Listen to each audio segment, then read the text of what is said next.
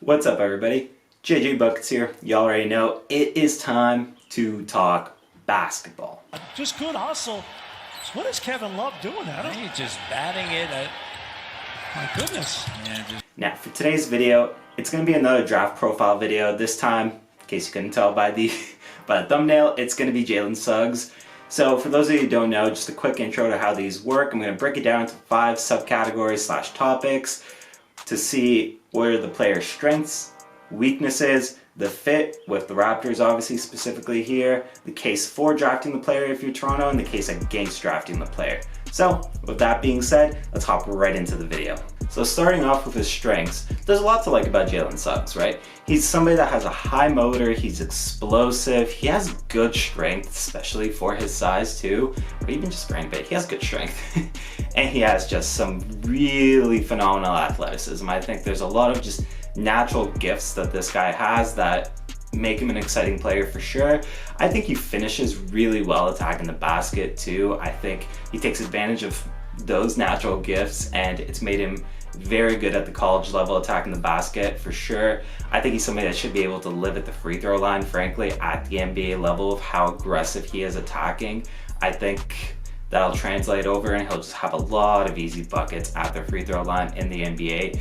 He's a very good passer too, with good vision to complement as well. In particular, he really excels at just good outlet passes in transition and fast break opportunities. I thought that was something that was really exciting and really fun to look at when I was watching the tape on this guy. It stood out. It definitely stood out. And I mean, his play style should make him just a nightmare in transition at the NBA level. Honestly, I think if you can put him in an offense that plays a really fast pace, I think Jalen Suggs is somebody that can thrive in that. As I said, super athletic, super good attacking the basket at the college level, and just, you know, coupled with the passing ability, I think that's something that is going to translate over to a really good transition game for Jalen Suggs when he's in the NBA for sure. I have very few doubts about that, to be honest. He's somebody that I think should be a great player in the pick and roll too. He definitely showed capabilities of it while he was at Gonzaga, and I think that's something that's gonna, you know, bode well for him at the NBA level. I think he's also a quietly good cutter at the at college. He was able to just kind of use the attention that was given to him, and you know, when defenders were pressed up on him, he knew when to time up a good cut to the basket for an easy bucket. And I think that's something that adds tremendous value to his offensive game, is just that awareness. And that brings me to an extension of this where he has just good basketball IQ for sure.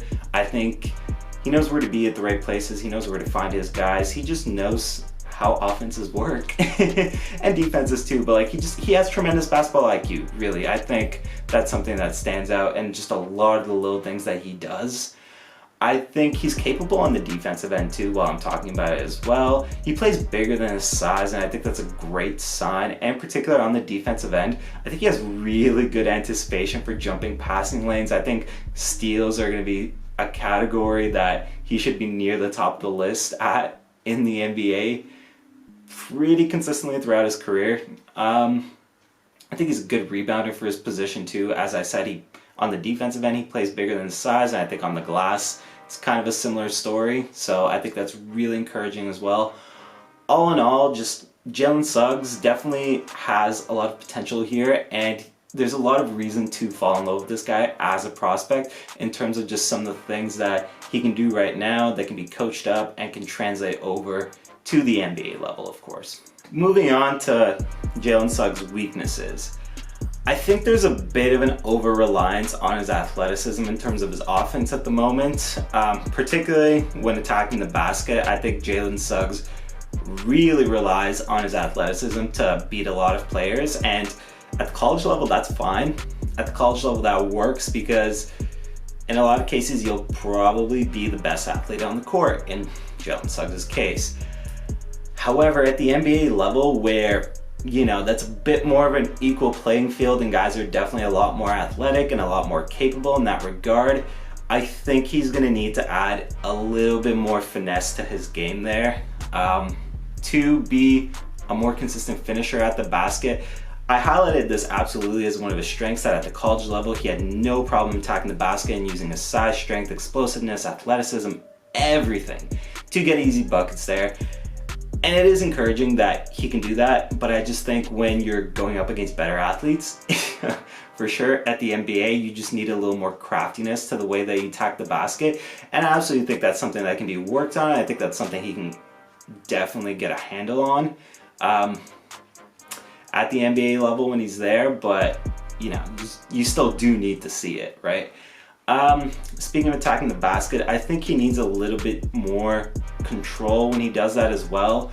Kind of also goes into the whole like athleticism thing, where he's just so explosive and so aggressive attacking the basket sometimes that there are moments where he's just out of control when he's doing that, and it leads to turnovers and it just leads to some bad offensive possessions, and I think that's absolutely something that needs to be cleaned up.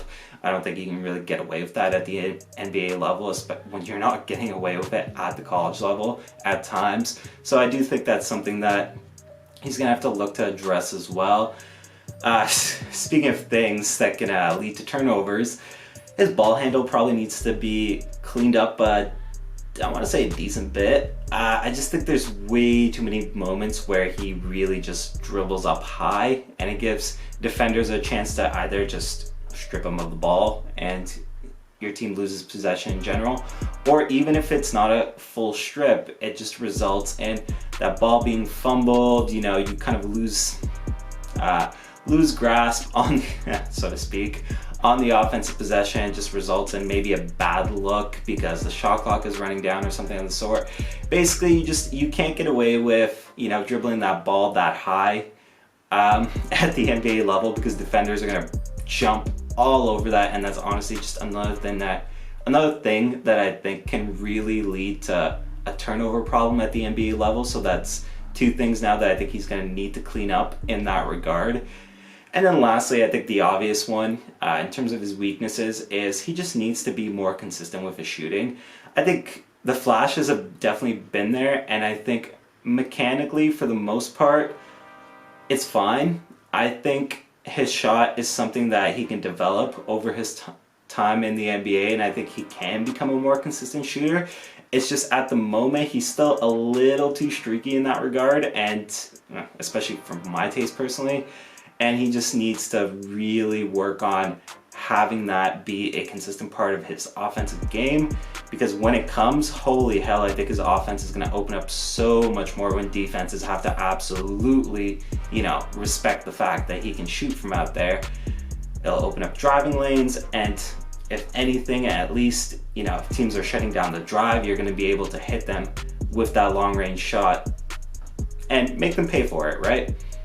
But yeah, I definitely think, at least by comparison to the previous two prospects that I've done, being Cade Cunningham and Evan Mobley, I definitely think there's a lot more to look at with Jalen Suggs in terms of things that he needs to clean up and get better at. But that being said, that does not by any means mean he can't, and that these are just glaring weaknesses. These are absolute things that need to be cleaned up, but I also think most of these issues can get cleaned up. It's just a matter of doing it. So next is the fit with the Toronto Raptors. This one's probably a little more awkward, I guess, by comparison to the previous two, being Evan Mobley and Cade. Where does Suggs fit in on Toronto? I feel like you can look at this a bunch of ways, really. Either you're going to commit to small ball and you're going to play Suggs at the 2, Trent at the 3, OG at the 4, Pascal at the 5, and obviously Freddie's your point guard. Or Trent stays on the bench and Birch stays in the starting lineup, in which case obviously Suggs is your 2. Or you consider maybe Freddie's not a part of the long term here, which I don't think is something I would necessarily consider, but for argument's sake, Suggs at the 1, Trent at the 2, OG at the 3, Pascal at the 4, Birch at the 5. Mind you, I'm saying this, and as far as Birch at the 5 goes, the Raptors could absolutely still pick up a center via trade or via free agency to plug in there over Birch, but I'm just saying Birch at the moment because that's who we know is there.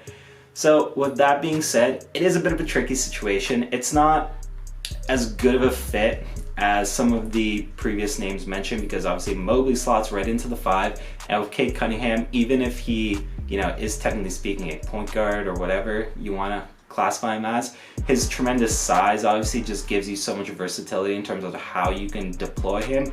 And it's not like Jalen Suggs is a small player by any means. He is 6'4", and like I said previously in his strengths, he plays bigger than his size, which is absolutely encouraging. But at the same time, it just isn't as seamless a fit, I feel like, as some of the other guys that we've seen beforehand. I think it definitely creates a lot of questions in terms of what you want to do with the rest of the roster. If you're adding Suggs, because let's be honest, sometimes you do have to just go best available player, and in a certain scenario, Suggs might be the best available player on the board for the Raptors, at which point they absolutely have to sit there and discuss, okay, we do have guards.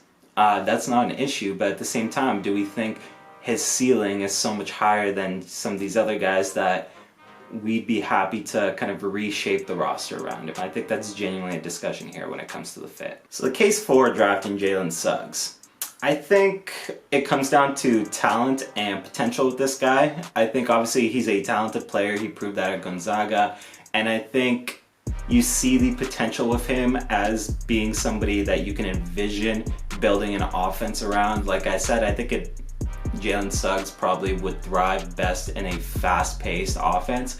And I think with what you have on the Raptors, you can definitely build that up-tempo offense in terms of the pieces that you have. So I don't think that's an issue. I think it'll be really exciting to possibly see, guys like Pascal, guys like Suggs, in theory, playing together in transition. I think that's a dynamic duo. My goodness. I think there's a lot of potential and upside with this guy. I think he can grow into that role of potentially being a closer for this team. I don't necessarily think he thrives in the half court now, although I'm not saying he's bad at it by any means.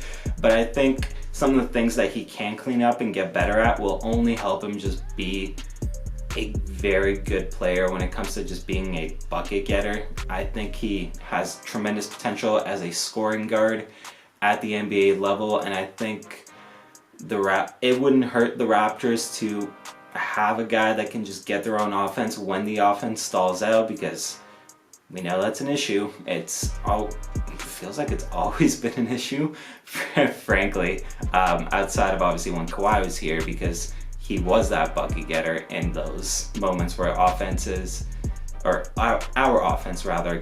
just was not clicking. So in that regard, there is a good case, I think, for taking Suggs. I think it's the talent, and I think it's the potential to grow into that bucket getter, that closer, and to potentially just build a fun, exciting, up-tempo offense around him. I think that's the case for.